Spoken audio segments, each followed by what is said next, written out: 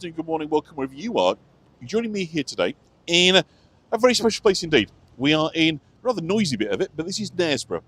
Some of you will have been before, some of you are experiencing it for the first time, and it is widely regarded to be Yorkshire's prettiest town, certainly North Yorkshire's. So you'll be the judge of that. You make a decision on the basis of what I show you, but I think you're very, very likely to be very fond of it, and those who are returning back, I'm sure, will enjoy. So, lots of highlights. We're going to have a look, obviously, at the castle, that famous view. We'll go down by the Riverside, the waterside, see the boats, and everything associated with Knaresborough. So, buckle up, sit back, and put your feet up, and hopefully enjoy your time with me. And hopefully, we'll do all this in 1080 high def. So, we will see, obviously, how the signal picks up, but hopefully everything will be tickety-boo. And there we go. So, off we go. So let's spin around. So we're starting in Silverstone, which is a road leading into the marketplace, and so Knares was often kind of described as Yorkshire's most beautiful town. It's also kind of full of surprises. It's got kind of medieval streets, you've got stone staircases that kind of weave the way up and down, and the towny kind of perches you're going to see shortly up on the top of the cliffs above the River Nid. We've got a fantastic, imposing railway viaduct across the Nid Gorge. Offers a kind of an amazing view to everybody. So there really is kind of something for everyone. It's a kind of place of surprises that always rewards kind of exploration. Wander down the alleyways, see what's there.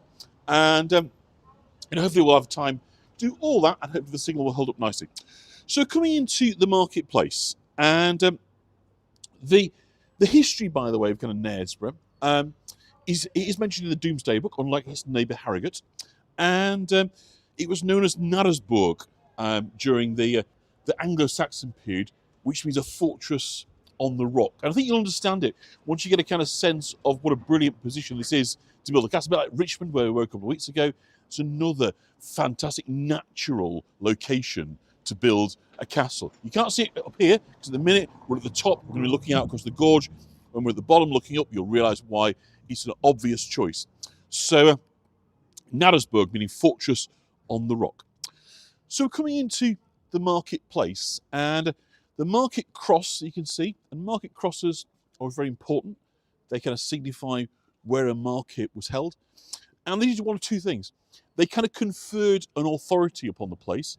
So, you got this by statute. You didn't get it, you couldn't just set up a market by yourself. You needed permission, usually from a bishop, or from a king, a queen, a very, very senior kind of member of the aristocracy could perhaps bestow it upon you. But it also meant that the deals here were fair, because everybody was then required, if you like, to apply kind of weights and measures and trading standards. All these things that could have come to become done by local government before were done obviously by traders to guarantee that when you went to the market here, you got a fair deal. Okay, you knew what you were buying. The goods weren't adulterated. They were in the right kind of quantities and so forth. And we've still got a market here. So the right to hold a market is first mentioned in 1206. Then a royal charter is granted in 1310 on King Edward II. More of him later. And there's a little plaque up here that just tells us, so it's worth popping off the little beat track. This is the site. So in 1310, you see Edward II confirmed Wednesday as market day in Knaresborough, and it's been first mentioned in 1206, we said. And what's nice is the bell rings every Wednesday, on Tuesday evenings rather, to remind people that it's market day the next day. So that's kind of still going on. So panning across the market square. It's a very typical sort of Yorkshire market square, but with one or two really interesting bits and pieces that I can show you in a minute. This is the market hall in front of us, the town hall, dating from 1862, so not especially historic, but very nice all the same. But the first looking at eye-catching building is Japan. I'm glad that the HD is working and that we're getting something hopefully approaching a kind of cinematic quality, because obviously that's what I've been trying to do now is look and say, okay, let's keep going. So, spinning you around here, we've got what is known as the oldest chemist shop in England, which is an absolutely fabulous building. It's actually been a sweetie shop since the 1970s, so it hangs on to that chemist shop. But nonetheless, it is a fabulous building, and it's cute as a button, it has to be said. It's what's called Box Chippendale, the windows. So it dates back to at least kind of 1720. Hello, Polly. Always a pleasure to have you here. This one is kind of Box Chippendale windows. So fantastic, obviously, for displaying the wares in the shop. You notice, of course, it's all small panes of glass. It's not until much later, in really the end of the 18th century, where you get the big plate glass windows for display. And that's suddenly when shopping is transformed, because then you can put the gowns and the fashion and so forth. And shop window displays really kind of come from the latter end, about 50 years later than when this is kind of being built. You see, you can't really show off, clothes and so forth. So this idea of, kind of big shop windows has yet to arrive. But instead, they're kind of creating a way you can display lots of your wares, can't you? And by obviously making it, in effect, sort of 3D with this kind of box effect, it kind of really works well. So I'll just kind of pull back here because it's an adorable building. So again, we've got a plaque here. So a pharmacy from at least 1720 when John Beckwith was the apothecary. What a wonderful word that is. Apothecary.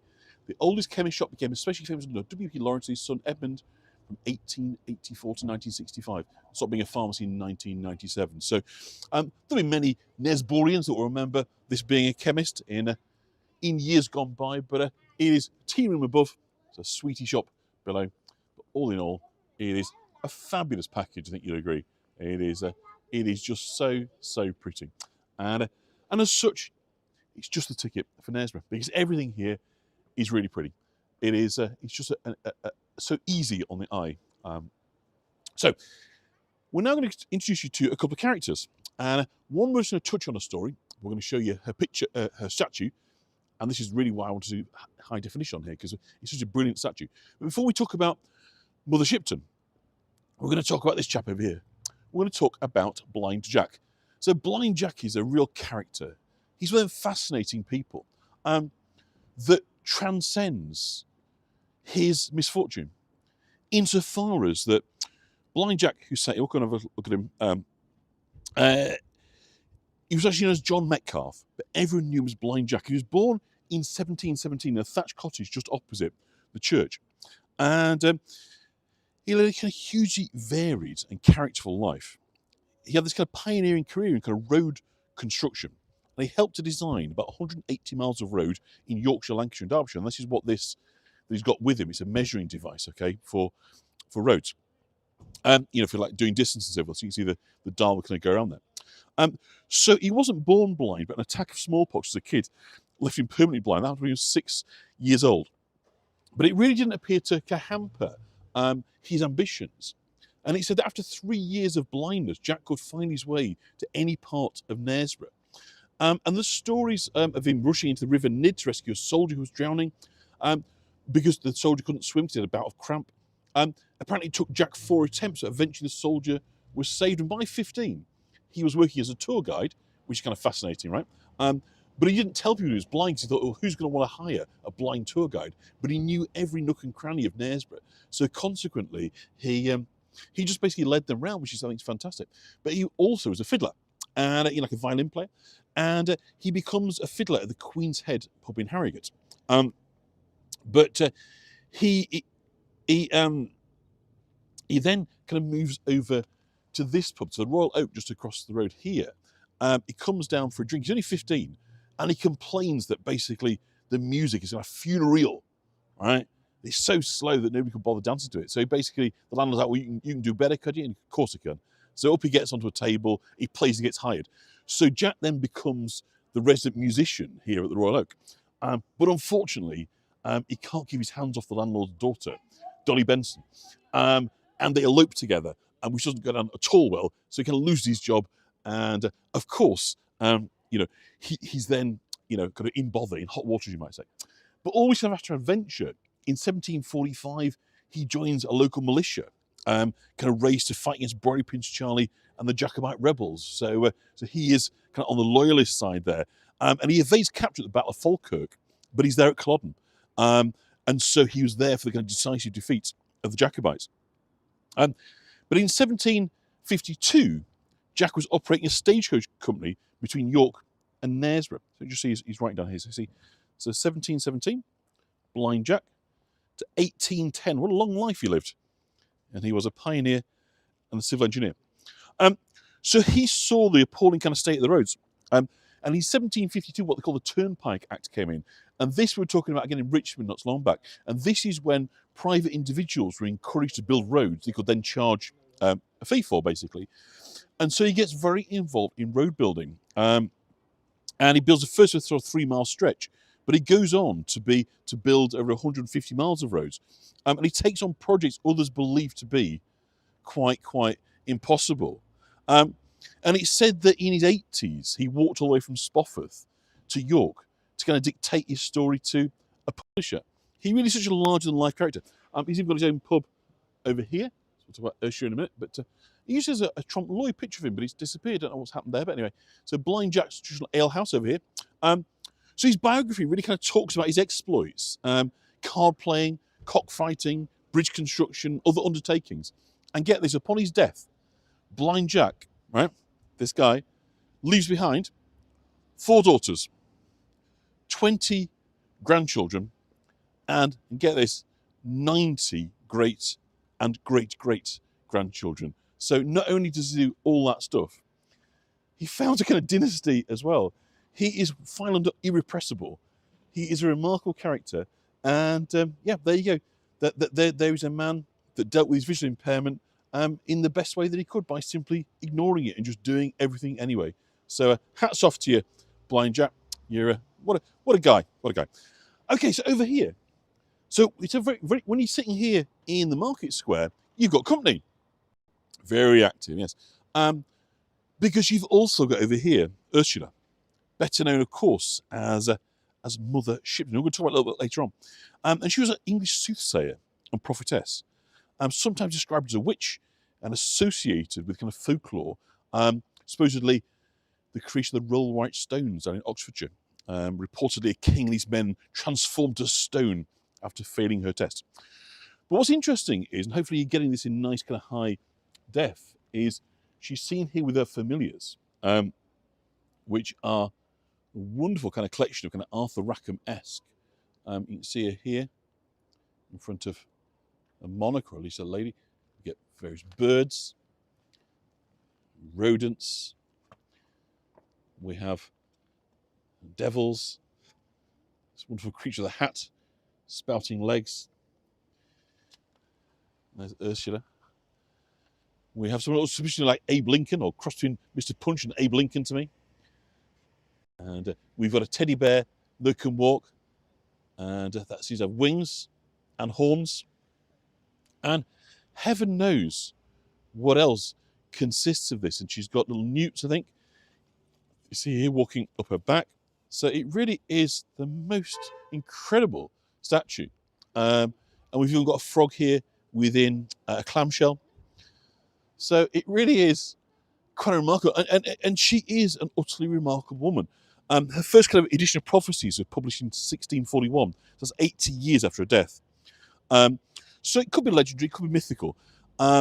Contains a lot of kind of predictions, mainly religious ones, and some prophetic verses. But we'll come back to her later. But anyway, here we are. So you've got 1488, Mother Shipton to 1561. So there we go, prophetess and soothsayer. So there she is. It's a great statue, isn't it? And I think it's so nice to be able to sit down. And also down here, you've got all the information in Braille as well. So I think, you know, not only, obviously, are we honouring what Blind Jack's done, it makes sure that the whole thing then actually is geared up for people that have got visual impairments, which I think is quite appropriate and absolutely as it should be. So very inclusive forms of art. So I think they're quite wonderful, but let's say goodbye for now to Ursula and Jack. And let's go for a wander. Let's go for a wander through Knaresborough. We're going to go and see the castle very shortly. But there is a few delights to experience before we do so. I'm going to come back here in June because they have the bed race. So I must see if we can come and film the bed race. It's hilarious, the bed race, where I once came there, they were rehearsing it and they get run over. But basically it's usually a very small woman and about 4 burly blokes, and they get pushed around on this bed. But it's kind of, they race right around the town and through the river, and also it's absolutely brilliant. So I think that'd be kind of fun to come back. We'll look at that.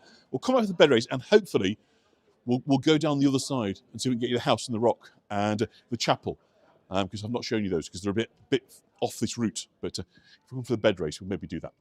So Green Dragon Yard, which I think how could you not fall in love with a town that has got a yard called Green Dragon Yard? I mean, that to me just seals the deal. We've not even seen a castle or the view or anything, but we've got a town square and we've got Green Dragon Yard, and if that is not enough to pull it in, just be kind of charmed, then I can't help you, I'm afraid. But it's just so lovely.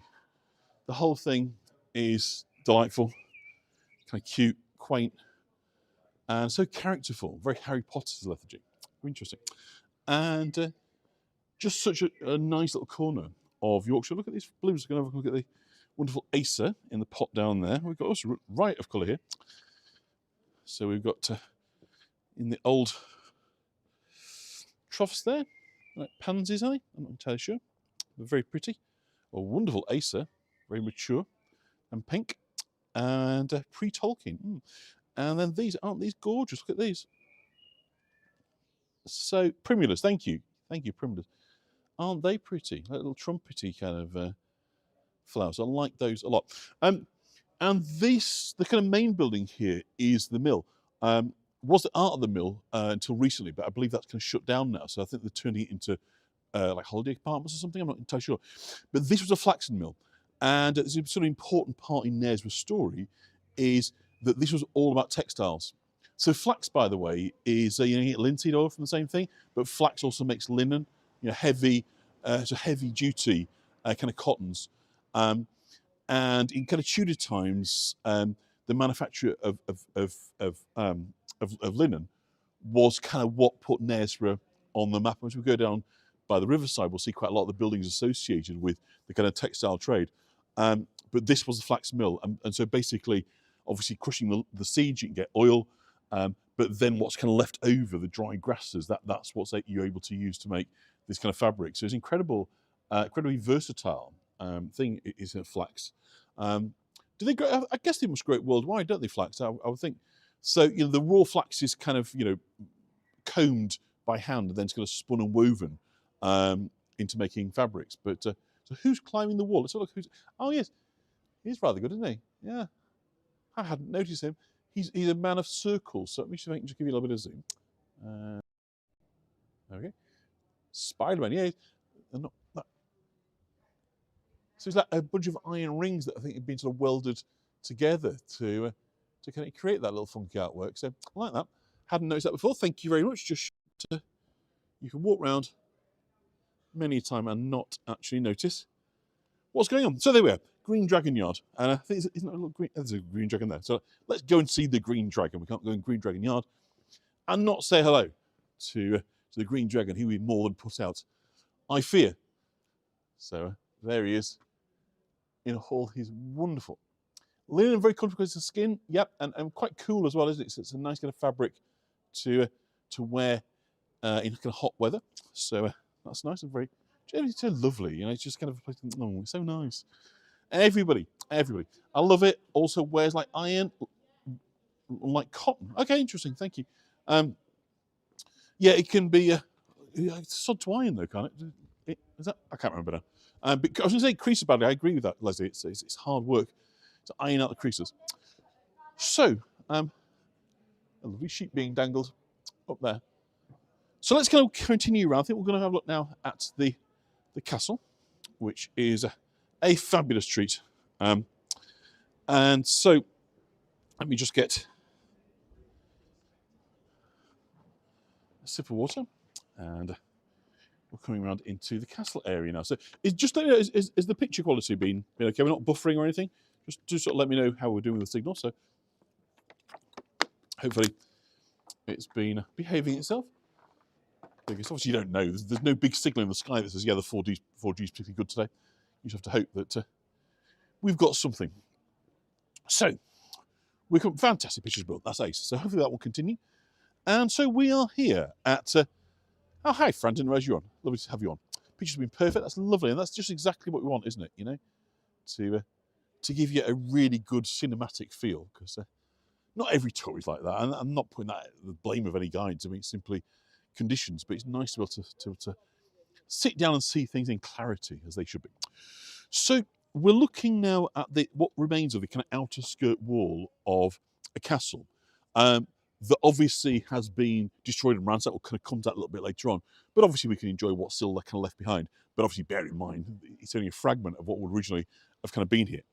And the first kind of castle was built here by a Norman baron. So often these tours we end up talking about, you know, the Norman conquest. It's because it's the foundation story for so much of Yorkshire. The guys at the game, don't tell them I said that, would you? But yeah, I think, you know, I want everybody to start looking and going to high def if they can.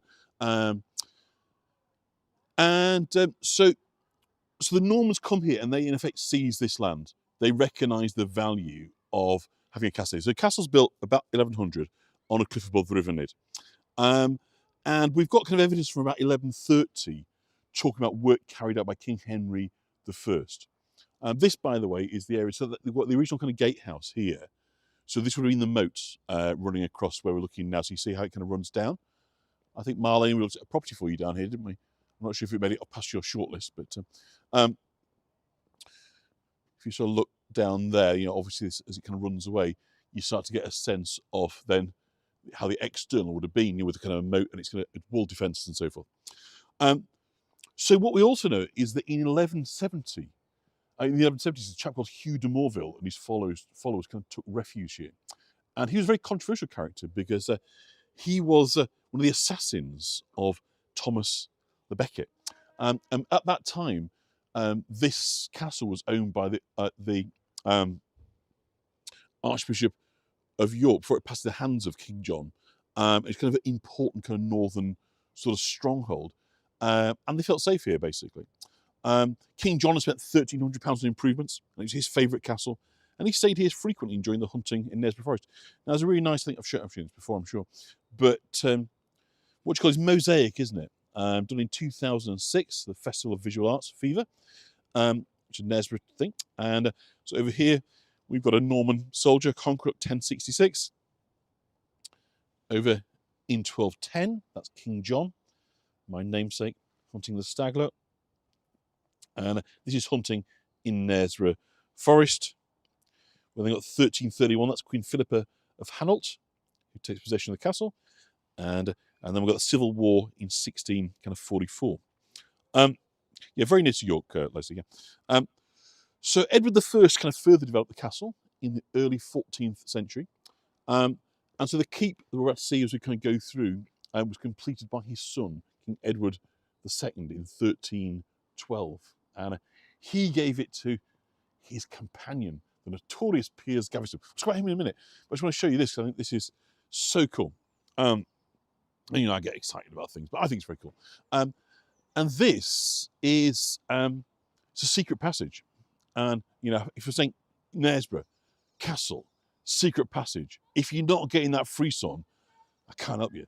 You know, it's just so exciting, isn't it? The thought. And basically, of course, in the old days of castles were absolutely brilliant at defending. But of course, the way that people, you know, kind of try to take castles, what they call sieges, right? So basically, you'd surround them, and some people could be in and out.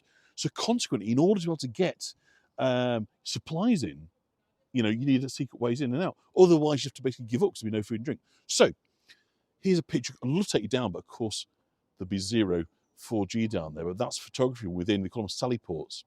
And so basically, it's a secret passage that runs from the castle down to the waterside, so you could sneak in your supplies. Now, how cool is that? I mean, if you're not saying to yourself, unbelievably cool, then you think you're on the wrong tour. Because you know how I am. You know, I've got a childlike sense of enthusiasm when it comes to this sort of stuff. I'm just going to try and put my gimbal through there. Please don't drop it, otherwise. But there we go. So that is the way to freedom down there. You can't be beaten if you can get your supplies in and out. So let's try and get that back out now without buggering up the gimbal. So there we go. So that's very, very exciting indeed, I think. A sally port. Yeah. Well, sally forth, right? You'll have heard that expression, I'm sure, to sally forth, to go forth. So a port, you know, to sally, to go forth. I think that'd be from a French word.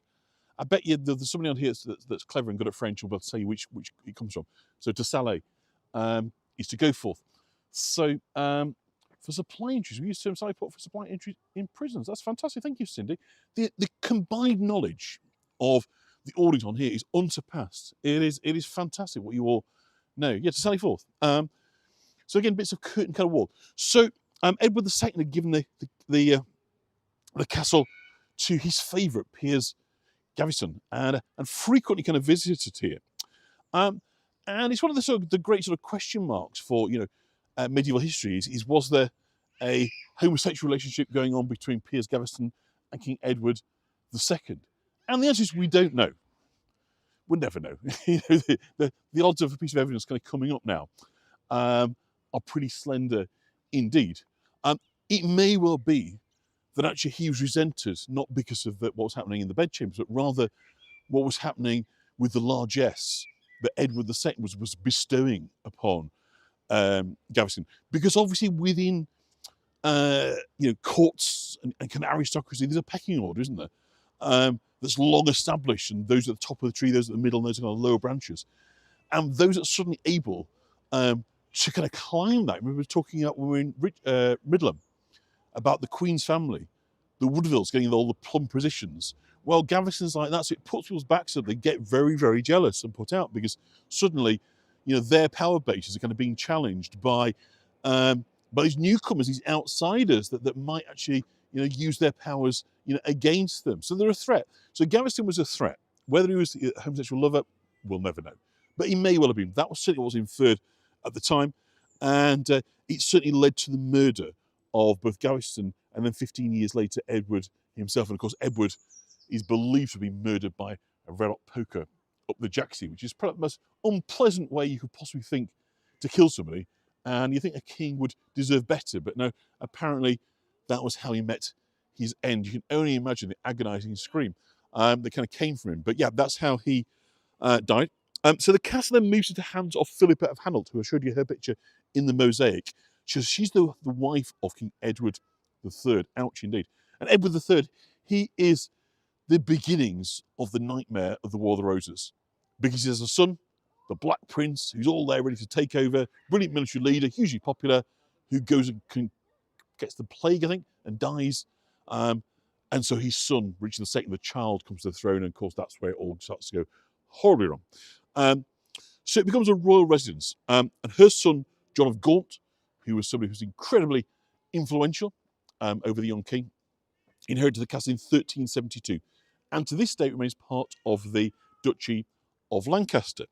And I'm sure most of you, many of you will have heard of Duchy of Lancaster. It belongs to the crown, and income for the Duchy of Lancaster is traditionally given to the heir to the throne. So that would now be to Prince William, the Prince of Wales, formerly, of course, Prince Charles before he became monarch. And the idea is to prevent corrupting influences by making the monarch, or rather the heir to the throne, sufficiently wealthy that they don't have to basically call in favours and basically do what Prince Andrew did, which are not casting figures, but obviously Duke of York and all that. But it seems that he was wanting to live a lifestyle that was beyond his allowances, and so he gets in bed with a lot of people, not in bed physically, but he accepts the hospitality of some dodgy people. So the idea of the Duchy of Lancaster is to prevent scandal and to ensure, we might lose a signal here, but I just love walking through bits of castles. So it basically it provides an income to the crown. So the oldest sort of surviving intact part of this castle, we're going to look at the other side of it in a second, is this section down here, the courthouse. And we mustn't kind of forget that castles had administrative functions as well. They were a centre of kind of administration, of justice, of kind of military command, and so forth. So there's a whole bunch of kind of functions going on. The earliest kind of parts of this are from the late 12th century. This arched doorway that we're coming to just down here dates from the 14th century, I believe. So together we're unbeatable, says Dawn. I completely agree with that. There's a lot of combined knowledge rolled up between us. So yeah, this is a 14th century arched doorway, which is very nice. So most of the castle, of course, was being destroyed. And this was used as a courthouse, lodgings, chapel, store, administrative headquarters, place record keeping. So you name it, it's kind of a wide range of kind of functions. And this castle was a royalist stronghold. So you can see inside there on the first floor, interior. It's like a courtroom. You can see there where the judge would sit and so forth. And so this is what we call a royalist stronghold. So in the English Civil War, Knaresborough, Scarborough, Pickering, most of the castles around here, they were loyal to the crown. But it was taken by parliamentary forces in 1644. So following the fall of York, the siege of York in 1644, we then get the taking of Knaresborough Castle. And the parliamentarians ordered the destruction of the castle, as they did for quite a lot of the castles of Scarborough and so forth, so that they basically couldn't be kind of taken back and used against them. So what we see now really is kind of only quite a modest, section of the castle that would have been, because basically it's being, taken down, so you can't be used to kind of have another rebellion. And then of course the stone's used elsewhere. So consequently, you get this reutilisation of the stone. So the detail on the benches, Linda, if that's what you're talking about here, is the snakes. And this relates to Harrogate and Knaresborough and their role as spars. So let me go, a bit of bird poo on that one. But here we are, it's a snake. And you get a pair of snakes for each bench. And basically it is related to the fact these are health spars. So it's like the caduceus thing, the cross with the twin snakes, the kind of international symbol of medicine. So that's where they kind of come in. So Knaresborough Castle, now obviously there's not so much of it left, but it's very beautiful. Of course, we're looking down now over the gorge. We'll shortly be showing you that view. Not quite there just yet. Before we do, let's just going to look at the War Memorial, because I always do. Hello, Ronnie there. Always enjoy showing you the War Memorial, and this one is so fine that it's well worth seeing it in high definition. So you're looking out across the wonderful verdant greenery. It's an absolute canopy. You can see now, you're starting to get a sense of what a brilliant location this is for a castle.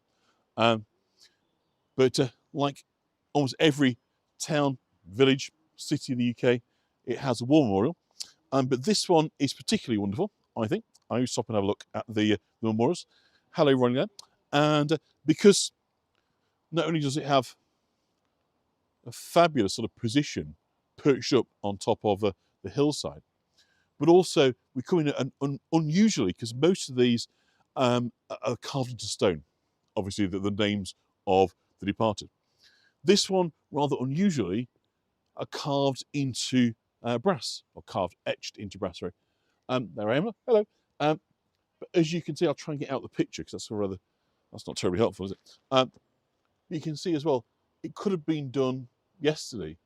It is absolutely pristine, beautiful. The care, I think just respect is kind of being shown there by keeping these names. Now, Leslie has recently got one of her relatives onto a memorial. It's very, very important for us to know that the sacrifice, even if it wasn't particularly by choice, is recorded.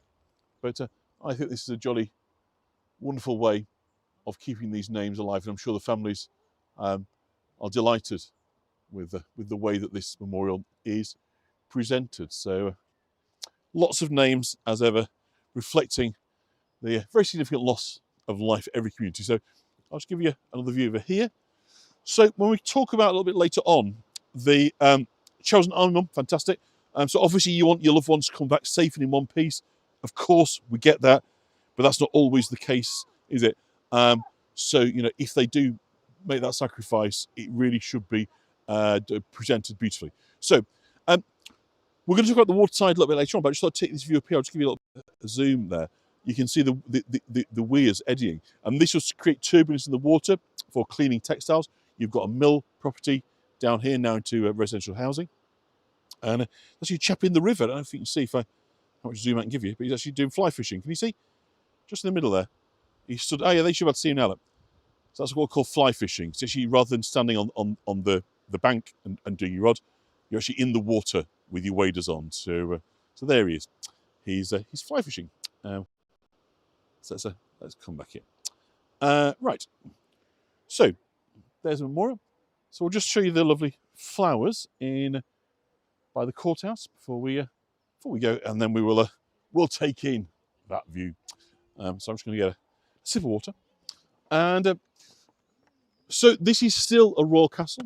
All the land around here belongs to the crown. It is sort of held on their behalf by Knaresborough Council, but it all belongs to the monarch, to the royal family. So it's kind of held in trust, if you like. So get up there. And there's always lovely flowers up over here. So I thought we'd have a look at the flowers before we look at the rest of the castle, and then turn our attention to Yorkshire's most famous view, or one of them anyway. I'd say it probably ties, the view of whatever Whitby, Knaresborough, they're probably the top two, I would think, most popular most reproduced views in Yorkshire. So that's one of them there. So lovely flowers. Let's come in and take advantage again of the high def. And now this is the same flowers that we were looking at in Harrogate. So if you haven't been on May Day, we are looking at those same planting. Probably it's the same council, same gardening team, no doubt. They've kind of maintained it. But again, isn't it just delightful? It just kind of makes you feel better, doesn't it? When you can just stand there and just breathe in. Bellis Daisies, thank you so much. We'd love to see a Whitby tour one day. Yeah, we're going to do that, Laura. Haven't been to Whitby in a while, so it's high time we're back in Whitby. So that will definitely happen this year. Maybe not next month. I may go next month, I think. We're going to do an evening tour. I can't do weekends because it's just so busy. It's crazy busy at weekends. But maybe we'll go Thursday night or something. I'll do it later, maybe sort of 7 or 8 in the evening, something like that. So it hopefully will work for those on North American time. But the weekends, it's just nuts. And I wouldn't be able to get a decent 4G signal at the weekend. So just that caveat in place. So we've got then the remainder of the keep. I'll just kind of see you around the side. It's like a Harlequin pattern, isn't it? I agree with that. So this is kind of obviously the best preserved bit of the castle, and incredibly evocative. On a night, this kind of lights up, which looks fantastic. And at certain times of the year, it changes colour. So you get all like different flashing colour from place to place, which is absolutely amazing. But isn't it just wonderful? It's just so kind of romantic. And once we get taking this view just in a minute, you get a sense of what an amazing setting this is for a castle. So you can see here, looks to me like a Tudor rose type carving, doesn't it? Tudor down there. Love it. So that's Knaresborough Castle, and we'll show you here. So let's now have a look. You've waited long enough. Let's give you a sight across the gorge. So this is kind of Nid Gorge, and the view we're about to look at in a minute is this kind of most, I would say, if not the most famous, but certainly equal famous view of England, of Yorkshire rather. And it's looking across the gorge. So of course the gorge is a big ravine, basically. It's a valley that runs right the way across the area. And the River Nid runs down through it. So I think we'll drop down to the next layer, and I'll give you a bit of zoom so you can get a sense. So hopefully we're still getting the nice definition in for there. And I'll come over that side as well, actually, because it's a wonderful view, I think. And obviously right now it's incredibly verdant. Everything is kind of green, and it looks incredibly healthy and kind of glowing. We've had a lot of rain of late, so you can see, everywhere you pan from side to side, everything is just lush and green. So the gorge, let's go onto this side. Thank you, no problem at all. So the gorge, in effect, then is the valley that runs down below us. So we're looking obviously at the Viaduct, kind of one of the famous views, obviously, in Yorkshire. But also you get this sense now of what a spot this was for a castle, with this being obviously a sheer climb up. As we kind of turn around and look at the site of the castle, I'm sure you'll understand what I'm talking about in terms of the quality of a location for us. And we give a huge kind of superb vantage point over the gorge and the kind of the River Nid below. It's lovely, isn't it? The whole reflection, and it's one of these kind of rare things, I think, where you can say that what's been created by man is in perfect harmony with its environment. it's inseparable. You can't imagine the viaduct not being there, which is rare when we think about it. In terms of buildings, we make a lot of mistakes, but this isn't one of them. This, I think, is a triumph. Ribblehead Viaduct would be another one of the most famous sort of views of Yorkshire, but this is right up there with that. People come, every day, and obviously it's a shame it's blue sky. It'd be lovely to have a bit more sunshine, or a fantastic sunset. So you see the train coming across now. So that's the train that is leaving. We'll have a look at the station before we finish up today. So it's still an in-use train track. So that's how you arrive in Knaresborough, and that will be on its way now to. Is that to York or to Harrogate? I'm trying to think. That'll be to York. Absolutely delightful. So let's just take you for another look over this side, and then we'll start walking down. And obviously the view is going to change as we walk down, which is very nice. So I'll just bring us down this side. So it looks very grey above it. The light wasn't looking too bad when we sort of started off, but suddenly it looks very, very dour, doesn't it? Very grey, but stunning nonetheless. So let's have a little wander down, and we'll stop en route to give you a different version. Because obviously, as we drop down, the kind of trajectory changes, and we'll start getting the boats into the picture. The boats are starting to appear in, if you look on just in sort of middle centre of the picture. It's a very famous activity to come for take out a boat, go for a rowing boat. So if I found somebody else that could do it, and Mrs. John is not keen, as we said, that could row me, we could do a kind of a live from the river tour, which I'd love to do. But I need to find a volunteer who would be willing to to row me around for an hour while I talk nonsense to you lot, because I can't really row and point the camera at the same time. And obviously, there's no motorboats down here. So consequently, I would need a volunteer. And nobody as yet has stepped up to say, I am that volunteer. So, of course, if you're on here now and you wish to fulfill that valuable role to bring a brand new way of experiencing Knaresborough to the people, then, yeah, Humphrey, yeah, I'm sure he'd be great, wouldn't he? He'd be so well behaved. So we'll continue at some point. Perhaps somebody will volunteer. Not for you lot, but I'll find somebody. I'll bribe somebody to do it. So we're going to now start working our way down the hillside. So you can see we've kind of got steps. It's still quite steep, really. But it also, again, it just goes to sort of show why this location was chosen for the castle, because it really is the kind of the prime spot. But what's lovely as well is you look across, you can see these other houses kind of built up on this kind of level. It is absolutely beautiful. Everything just feels a bit organic, like it's always been there, which of course it hasn't. And most of these buildings are, 200, 300, 400 years old, but they've somehow just woven into the fabric of the landscape in such a way that you just can't imagine them not being there, which I guess is the most successful achievement you could have, isn't it, as a building design and architect. Maybe it's just me that thinks that, others may disagree, but to me there just seems to be a uniqueness of the whole composite. Whitby's the kind of same. Everything looks like it should be just there for a reason, rather than somebody's chosen to build this. It could have been something else entirely.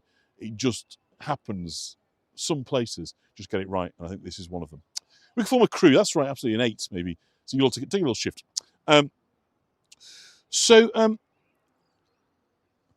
Thinking about kind of Knaresborough then, the arrival of the railways, obviously we're looking at the kind of railway bridge there, is a kind of really important part of the story, because what happens when the railways arrive is it suddenly brings passengers, obviously, makes it very, very easy, and particularly for I'll tell you about the spa, yeah.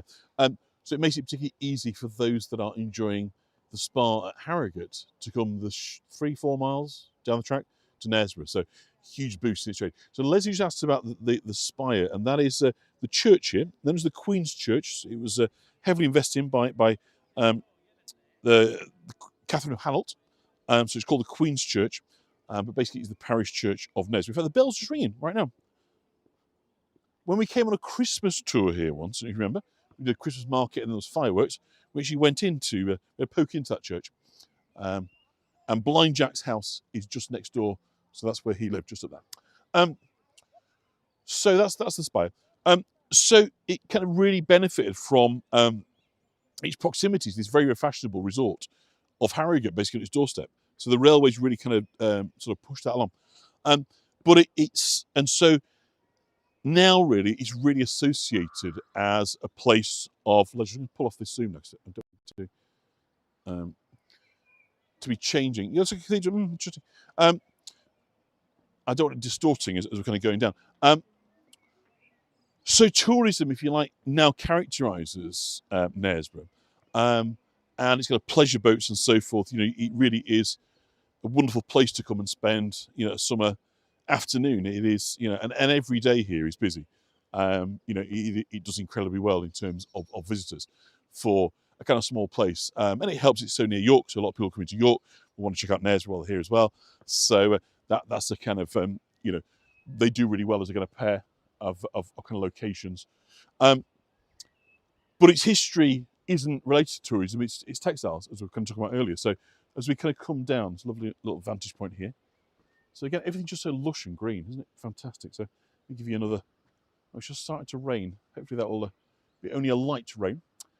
Do you know, I don't know if it's been used in a movie. I suspect it must have been at some point, but I'm not aware of it. Although something in the back of my head is saying there's a Keira Knightley film that they filmed part of it here. So whether I've just imagined that or made it up, and it's complete rot, complete Tommy rot, I'm telling you. But just as soon as I said that, I thought, oh, didn't Keira Knightley film something here? So it's something I'll Google, I'll have a look at, and I'll kind of let you know on the Facebook later. I'm not aware, I couldn't put my finger on and say what there was, but I have an idea there must have been something. It's so pretty, isn't it? You know, generally speaking, once people find these pretty locations, they tend to create an excuse, don't they, to come here. Because people like to watch the films, don't they, and TV shows and what have you. So consequently, lots of places are set in very pretty locations out in England. So this, I think I've shown you this before. It's a very popular spot for canoodling, as you might say, and getting up to all sorts of things that your parents probably wouldn't approve of, but perfect for teenagers. I'm surprised it is empty. Alison Castle was a film. There was a fire there not so long back. Hopefully it's all kind of restored now, but yeah, that was I went to a wedding there once at Alison Castle. Yeah. Quite a lot of footballers get married there as well. Seems to be a popular spot for footballers. Just the crag side. So again, you start to sort of see the cliffs. We'll go down and have a look at that in a minute before we go and have a look at the boats. So for me, and I know I've kind of said this before, it always has a sense of being like at the seaside, which is nuts. It's 60 miles away from the coast.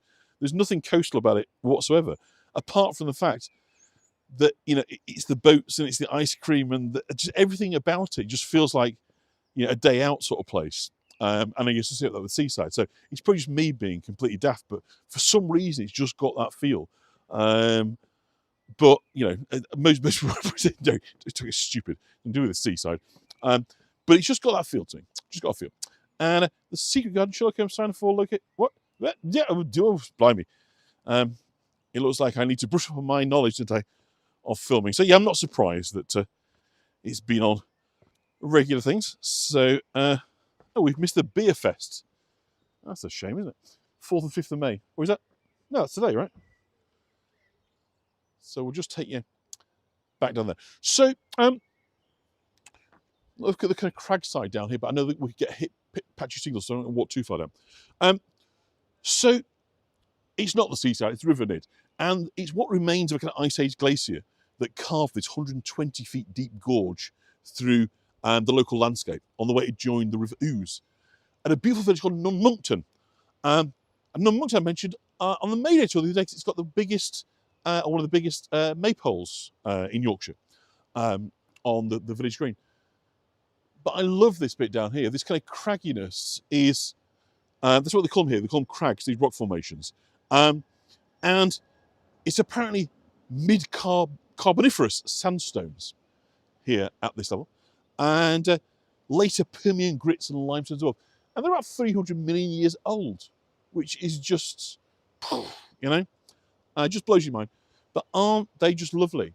And this wonderful kind of reddish, I don't know, I know the signal dips a little bit down here, so I'm not going to, so if it buffers, just tell me and I'll kind of walk backwards. But I just want to bring you in to kind of see the wonderful colouring of this red stone. It is a really kind of dramatic. The tone of it is beautiful. You can see there's netting on there to kind of stop it, anything kind of falling down.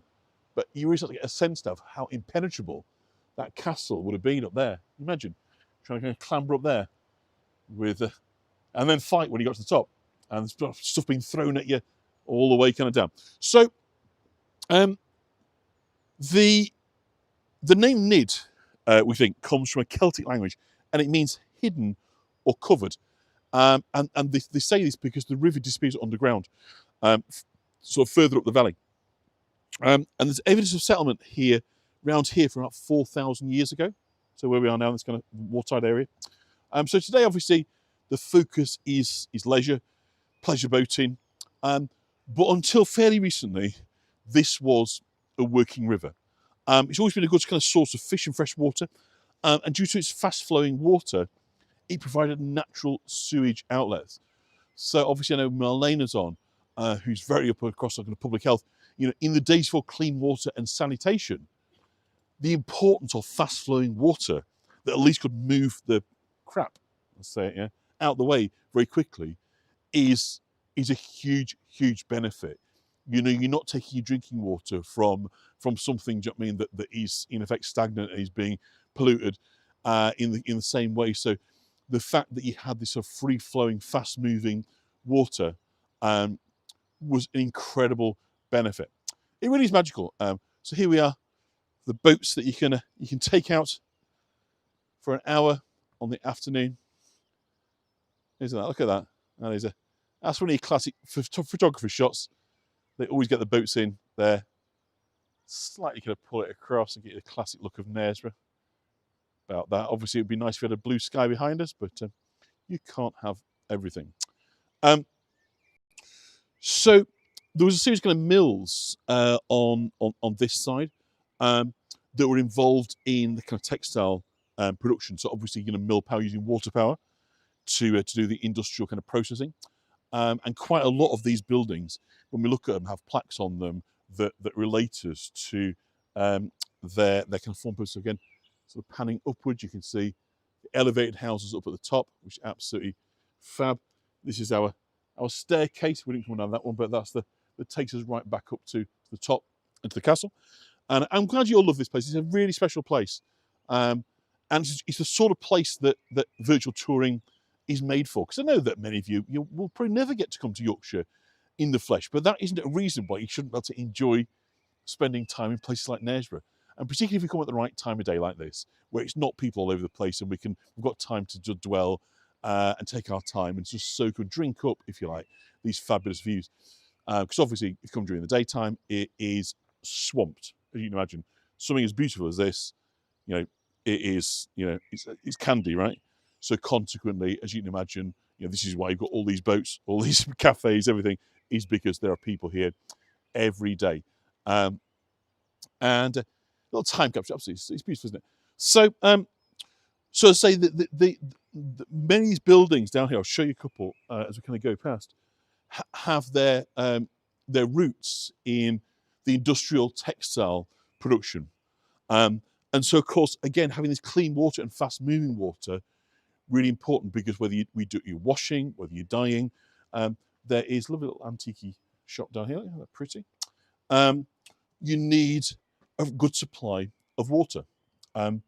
It's incredibly important. Fast-flowing water is one of the most important things that you can have for kind of industrial sort of setup. So consequently,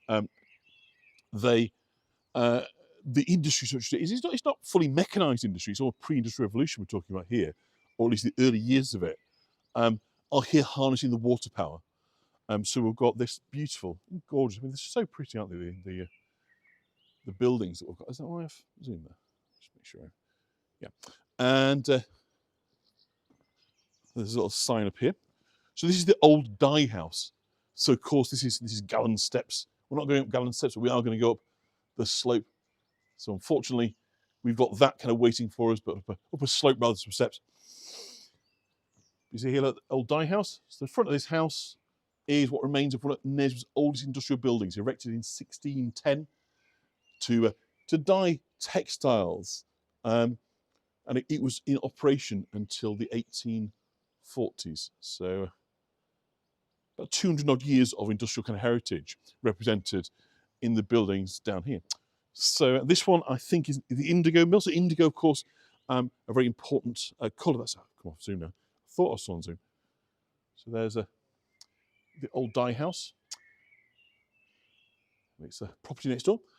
And then this one is the indigo mill. So indigo, of course, is from a plant, isn't it, indigo? And again, I know you lot will know this. But it gets that very dark blue, doesn't it? Like, blue jeans, real dark blue used to be. So this building is the site of a manorial corn mill, dating from the Norman times. The will of the miller in 1656 showed he was making indigo dye from woad, probably grown locally. And so this was a dye house. There you go. In use till 1850. So again, we're going to get another view now of the viaduct. We're getting kind of closer to it. And you really get a sort of sense of the size and the sort of scale of this bridge. So, so this area was industrial textile manufacture. There was a company over the other side called Walton and Company that was a successful linen manufacturer appointed by Queen Victoria to supply Buckingham Palace to the royal households, and still going today. So do look that up. I think they were bought out some time ago, but it still exists, that company. But obviously, the arrival of the railways mean that cheaper coal can be used. So steam power takes over now from water power. So it's a big sort of boosting upwards, as you might say.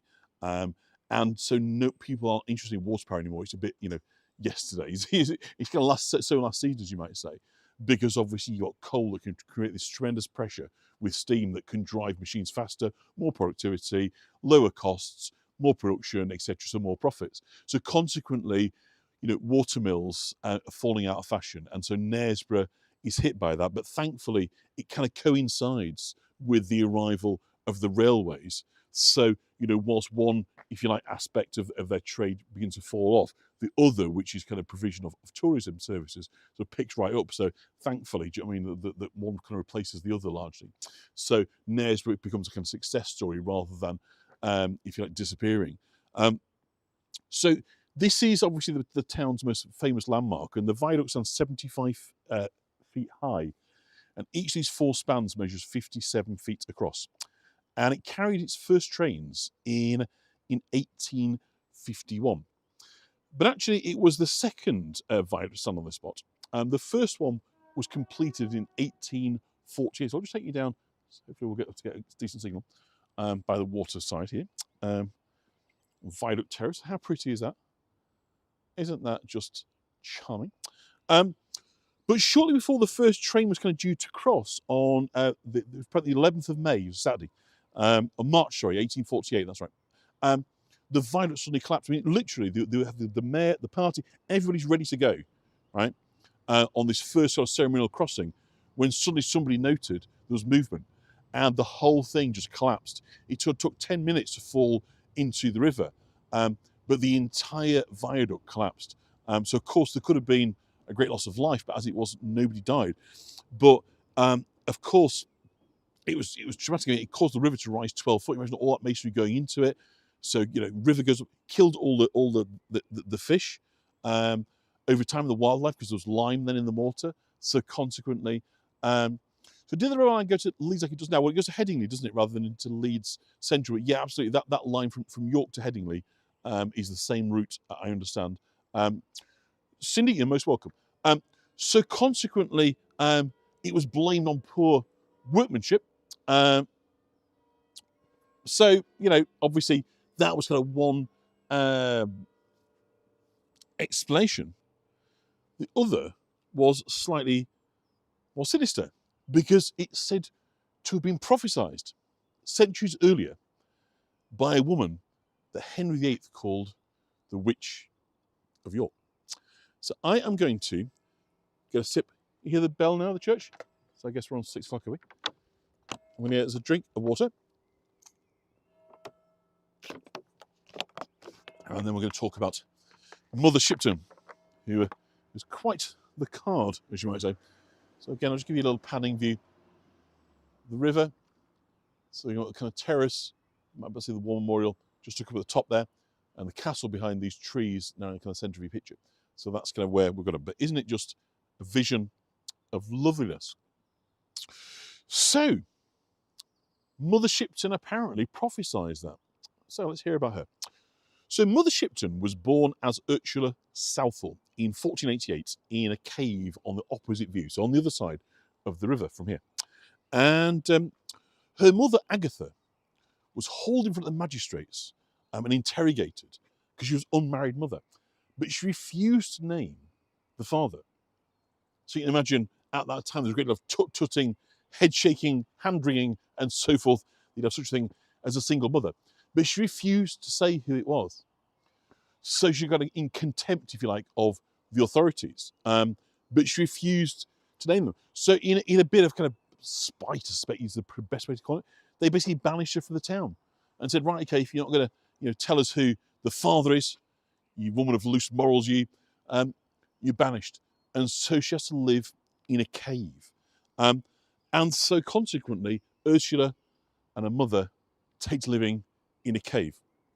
And of course, as some of you will be aware, that the water they were drinking from the cave has some very, very interesting properties we'll come to in just a minute. So it would seem that this arrangement was a bit too much for Ursula's mother.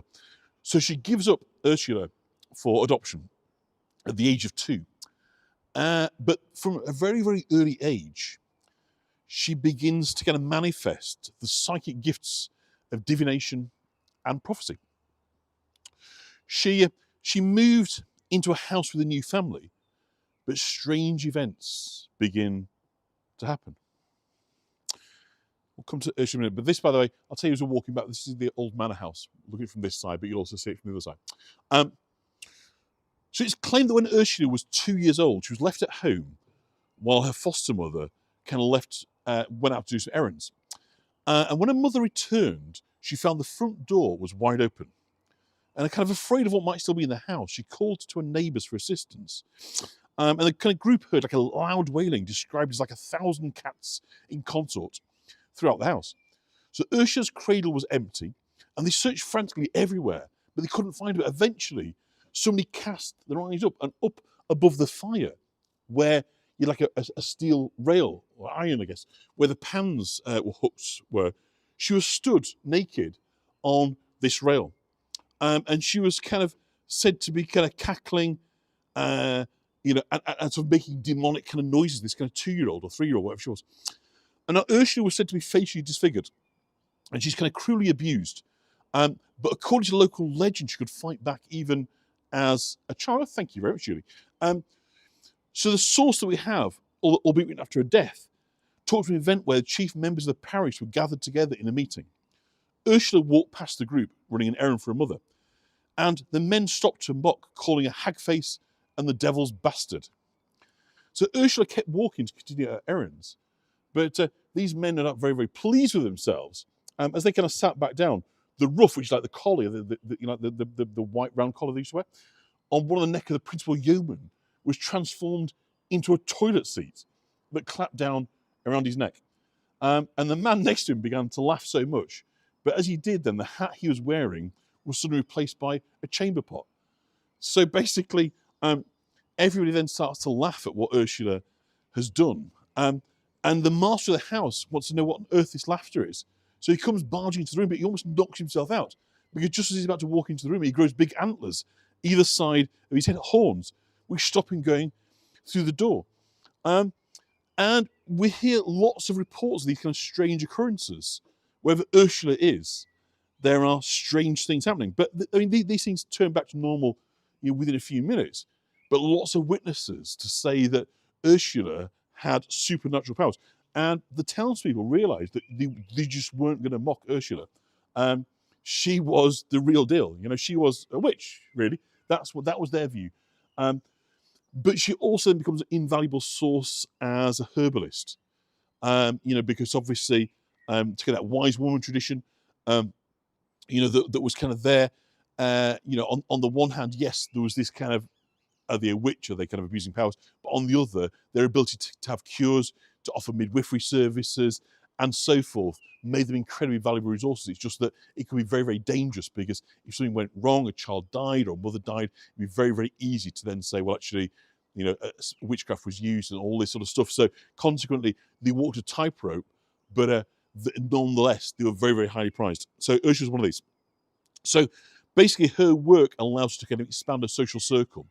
And it's said that through this, she met her future husband, a local carpenter by the name of Toby Shipton. And it said that he was kind of dishy, a kind of good-looking fellow, to the point where the people in town couldn't believe that he would want to be with this hag face, as they thought her, and believed that she had somehow, enchanted him, right? She put a spell on him to make him fall in love with her. There could be no other reason.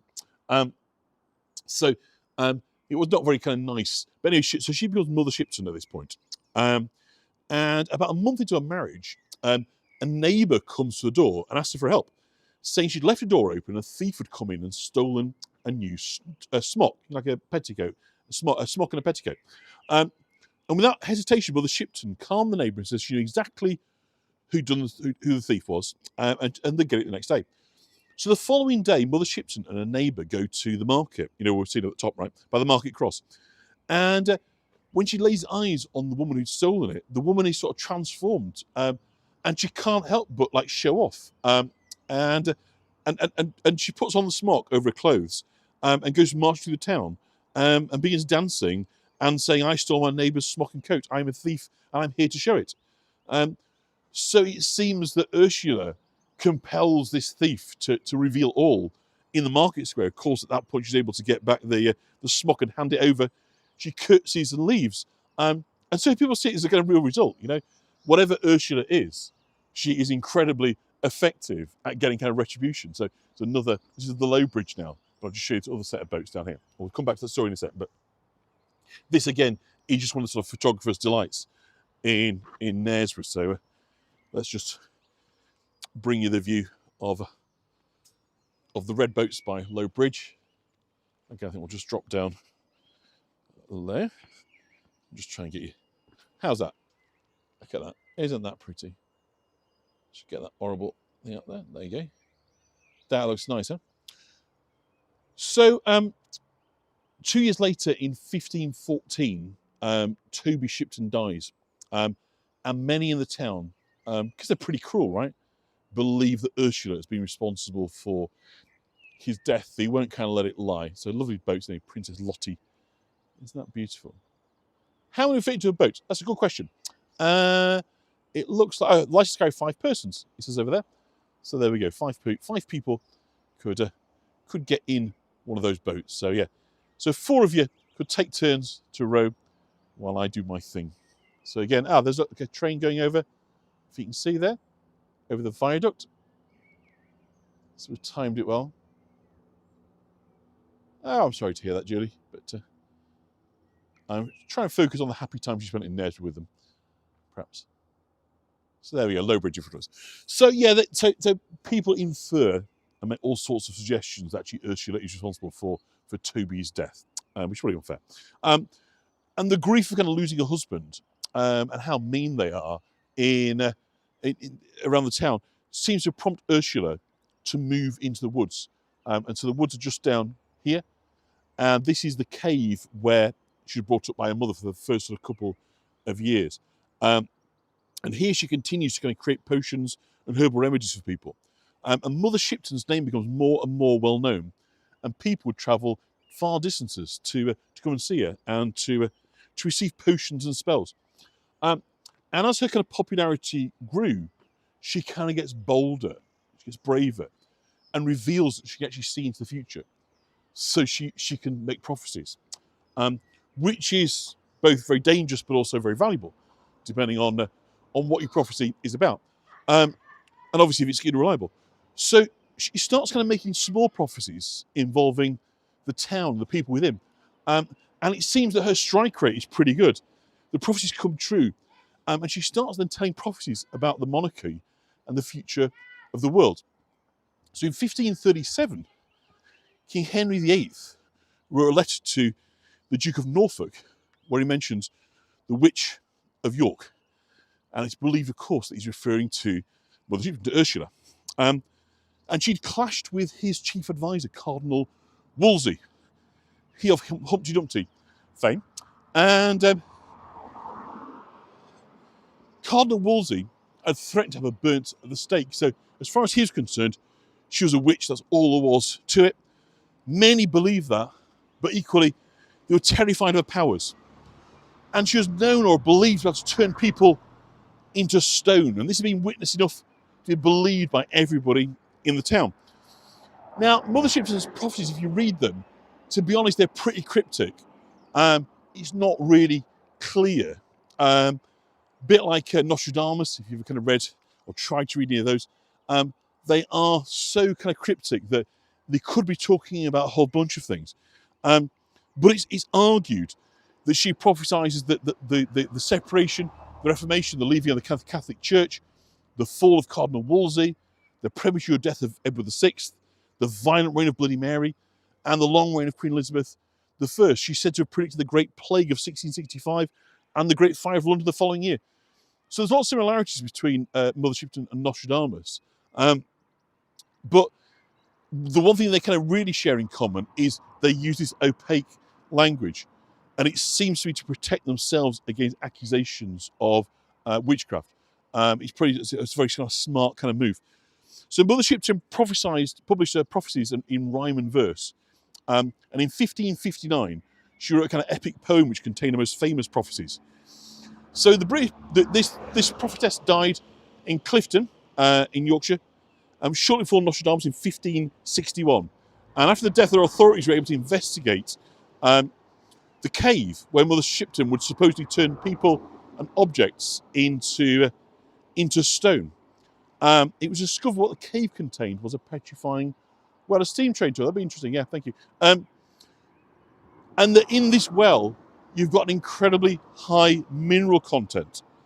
And so it's what they call a petrifying well, which means that objects that are left in the well exposed to this water in a very, very short period of time begin to, in effect, turn to stone. So we can see images here dangled that very, very quickly appear to be turned to stone, but actually it's like a crust of a sort of lime scale that goes over them. But that's the cave, the petrifying well inside Mother Shipton's cave. So what's kind of interesting, of course, is that Mother Shipton, for a child, was drinking this water. So is it? No, they're not actually stalagmites. These they're dangled on strings.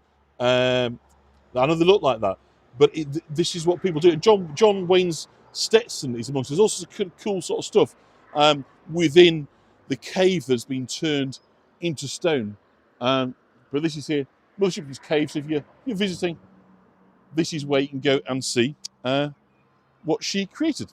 So next time we come, I'm going to start from this end, because down there, about 5 minutes down the river, we've got Mother Shipton's pub, and that's that way, isn't it? Anyway, I want to take you down that way, which I haven't done today. That's a Knaresborough Castle down here, isn't it? So there again. Right, we're going to walk up now towards the station and back to the top of the town, where we're going to kind of wrap up the tour. So let me just take some water. And you've probably noticed the very characterful checkerboard, like chessboard, and wondered why so many buildings are coded. And it is an 18th century aristocrat that was absolutely obsessed with the game of chess. And so he decided to paint his house, the old Manor House, covered. Collingham Hall is just down there. If that's the one you mean, then yeah, that's where they have the crazy golf at the front. That's literally just a minute away from where we are now. So he was a complete chess fanatic, and he had the Manor House. So mention the Manor House on the way up, and the Manor House is really interesting because this had been, I remember saying early on in the tour, the favourite hunting ground of King John. So he believed that Knaresborough Forest offered the best hunting anywhere in the country. And so he came here very regularly and stayed a lot in the castle, and because hunting was his kind of pastime, his hobby, right? So consequently, at the end of a day's hunting, they had a favourite spot under a tree to come and gather together and basically have a picnic, which would be, of course, really nice food, wouldn't it be? A king, a feast really, a banquet outdoors. And they liked this spot so much that they built a house around this tree. And the old manor house, which I'll show you just before we kind of walk up the slope, was actually built around this oak tree. So in the heart of it, in a cupboard inside this house, you can actually see this wizened old oak tree, which is incredible. But they liked the spot that much, in effect, they built it as like a hunting lodge. So it becomes the manor house of Knaresborough. So originally belonging to King John, and then obviously passed on to member of his retinue to kind of manage the estate kind of on his behalf. But how wonderful! Just build a house around a tree, which is just very, very cool. Just had to take my supermarket delivery. Did John answer regarding the steam railway anymore? Yeah, well, I said it's a good idea. I'll look into it. Cheryl, I can do no more than that. You need permissions. I'll have to check out the 4G and make sure it actually would work. But yeah, it's a good idea. Keithing Worth Valley and get off at Haworth and do the Brontes while we're there. We could do that, couldn't we? So that would work nicely. And the railway children as well. So yeah, that's a good idea. I will definitely investigate and see if it's possible. Right. So where were we? Yes. So the manor house is down here. So so this was King John's favourite kind of hunting spot, and this was the estate building. So we're going to now go up the slope, which is a killer. And it's a very badly designed tour, this, because you're meant to get all the climbs out the way at the beginning. Any halfway capable tour guide would know that it's bad news to put a big slope at the end. But there's simply no other way of doing it. Unfortunately, it's like Whitby. You can't escape the slopes. So what I have to do for you is put myself to the test once again. And we're going to go up the slope. So the stuff that I do for you guys, I know, of course, and thank you for your rewards, your contributions, your tips, and so forth. So I do appreciate it, but I work for them too. So this is the manor house. So just reminding you, the checker. So parts of this manor house here are dating back to the era of King John, 13th century. So that's kind of the house there that's got the tree trunk in the middle of it. We can see the viaduct above it. But now we're going up here. But before we do, just have a look at this slope. That's where we're going. It's called Waterbag Bank. But just on this side, this beautiful thatched cottage was the kind of grace and favour place of the steward, in terms of like the sort of the chief sort of servant, if you like. Do you know what I mean? That's running the estate on behalf of the Lord of the Manor. This was his cottage. It's wonderful how it just incorporated the slope. So I was talking about earlier how in Knaresborough, just sort of say everything's organic. The way this is just built into the hillside, it's just perfect. You see, you've got a sloping house. I mean, obviously, it means to get inside, and good luck with anything sort of staying in place. But isn't it just divine? I think this is definitely one for Marlena. It's definitely got that quirky feel to it, which I'm sure would very much appeal to you. This is Manor Cottage. Isn't it charming? Absolutely charming. So less charming, of course, is the slope, but nonetheless, not to worry. So as I say, this is Manor Cottage. Just look at that. It's just so beautiful, isn't it? There's just nothing quite. I mean, I know there's some beautiful places, but there's something really, really, really special at Knaresborough that I can't quite put my finger on. It's absolutely delightful. And I've got to Wisteria there. Did you see? I'm not going back down. Let's go back up again. But there's Wisteria there in the middle, which is coming up. Which is lovely. We'd love to see Wisteria coming up. So we're going up now towards the railway line, and this is now bringing us up, obviously, to the top of where the Viaduct is, and the station. I'll look at the station if it's not too busy, because it's such a cute station as well. And it's linked with York Station, same architect, a chap called Thomas Prosser, who was the railway architect. He did it. He did Durham Station, which is also very beautiful. So the whole thing is an absolute delight. Some lovely stone cottages up here, more checkerboard. Very simple cobbled. And of course, those who ever wonder what cobbling is about for horses to grip on. It's very, very difficult for horses to be able to grip on smooth surfaces, whereas cobbles are absolutely great for them. It makes horses feel a lot more sure-footed. So consequently, if you ever wondered why cobbles were, it predates vehicles, and of course it is being created to make it easy for horses. So there you go. The stuff you learn on these tours, eh? But you may have known that already, I don't know. Anyway, that's what cobbles are all about. So this is the station, which is incredibly cute. We'll just I would give it a try.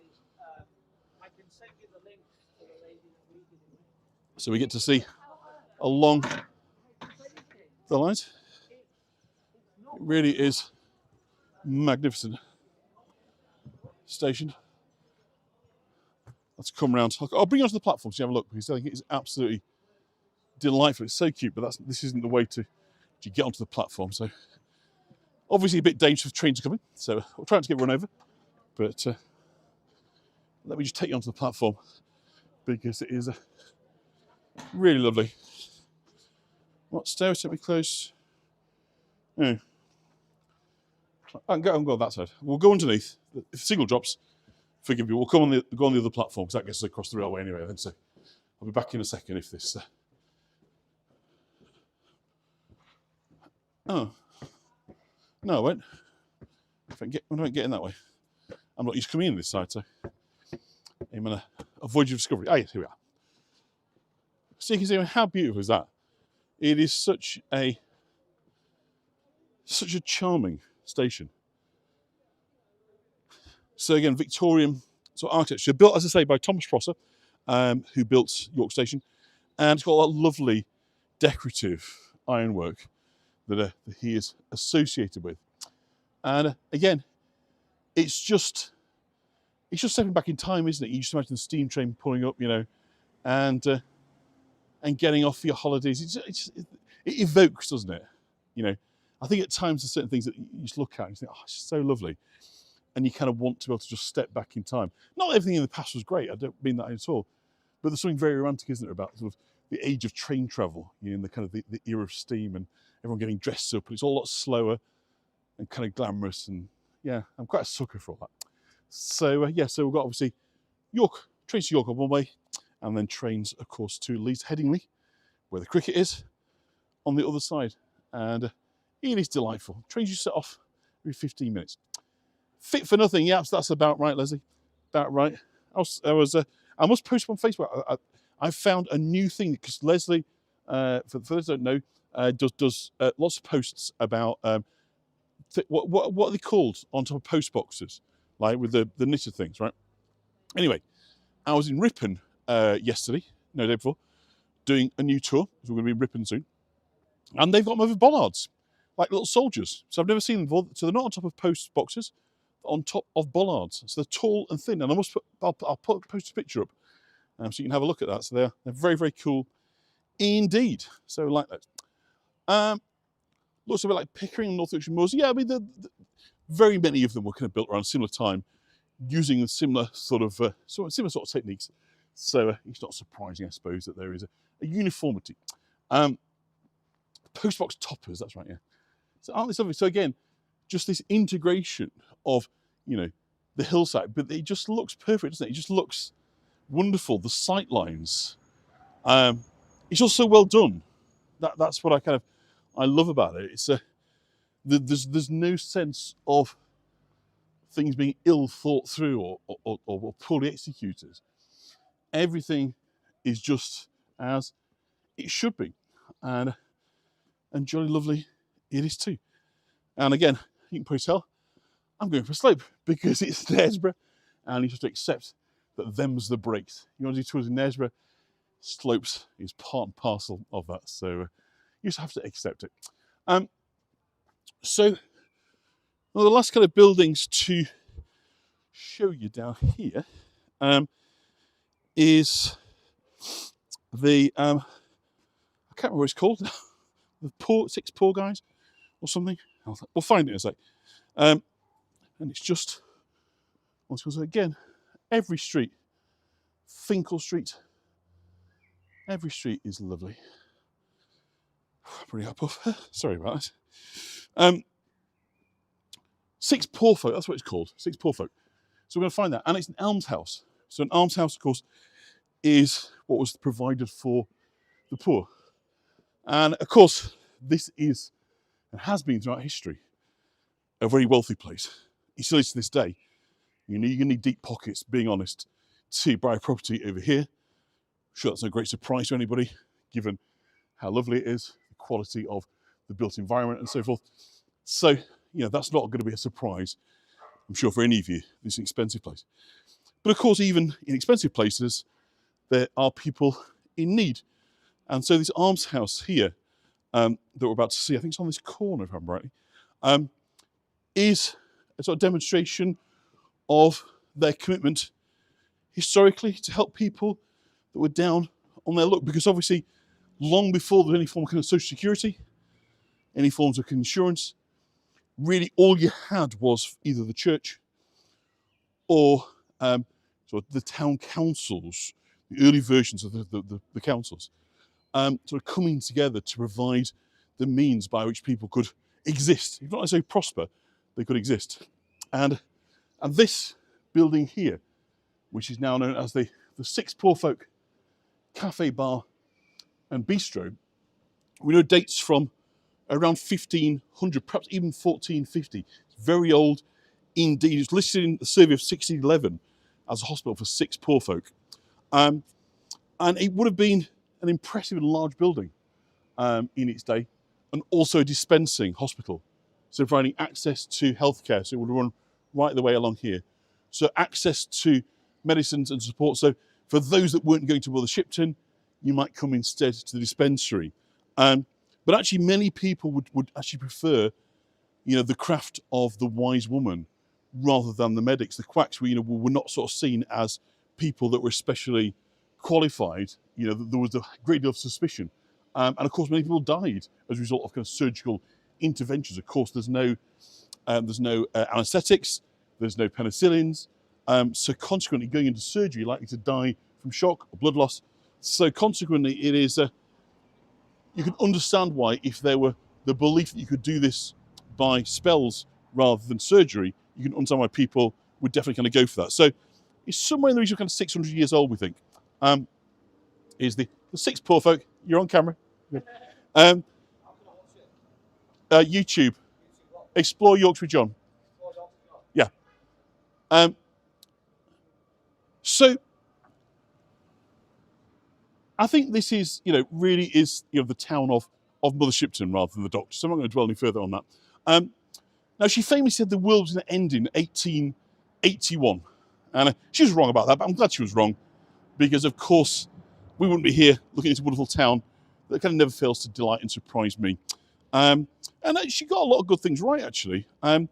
She claims to, you know, people say that she predicted air flight, steel ships, and even the internet, which is a pretty bold claim, but there we go. And I read the other day that she wrote that the women shall adopt a craze to dress like men and trousers wear and cut off the locks of their hair. So it's fair to say, I think, that many, including my own daughters, have followed that line. So she's certainly got plenty right. So thank you, everybody, for joining me here today in Knaresborough. I hope you've enjoyed our jaunt around the town. I hope you've enjoyed stories of Blind Jack, of Mother Shipton, of seeing the castle, that view, the boats, the river, the oldest chemist shop over there. It is, you know, a uniquely delightful, charming place where everything is kind of within reach. All right, you've got to have to walk up and down the hillside, so if you've got mobility issues, you might kind of struggle here. But other than that, it is a place of delights that comes sort of thick and fast. You know, and I heartily recommend it. If you are coming to York, then also do take the opportunity to come over for the afternoon to Knaresborough, early evening. If you can make it work, get a boat, go on the River Nid. It'll be extra special. But just come, just come. It is magnificent, and you won't regret it. So there we go. That is a whistle-top tour. There's things I haven't shown you on this tour that I hope to show you in the future, but I think we'll come back for the bed race if we can, and I think that'll be fun. So I'm going to just switch myself across, and Thankfully, we have had a good signal and picture quality throughout, which was obviously the point, was to bring you back and show you these things in high definition so you could really get in and appreciate. So yeah, I'm going to be heading back home now. So thank you everybody for joining. Thank you everybody for leaving contributions and everything you do to help and make my life easier to be a content creator. I do truly appreciate that, and I'm very, very grateful. And thank you everybody for being part of the community. Sorry we were under attack from the bots last night, but I guess it's a sign of success. Obviously they didn't penetrate the site, but obviously we had to put up the shutters, as you might say. So in shutting them out, I'd shut you lot out as well. Unfortunately, that's just the reality. So I understand everything is now kind of back to normal. But there we are. We've survived a huge cyber attack from every corner of the world. Was hitting us all at once. But it's a wonderful place, and it's just a reminder of what we can do when we keep together. So thank you, everybody, and I'll see you very, very soon. Okay, bye-bye.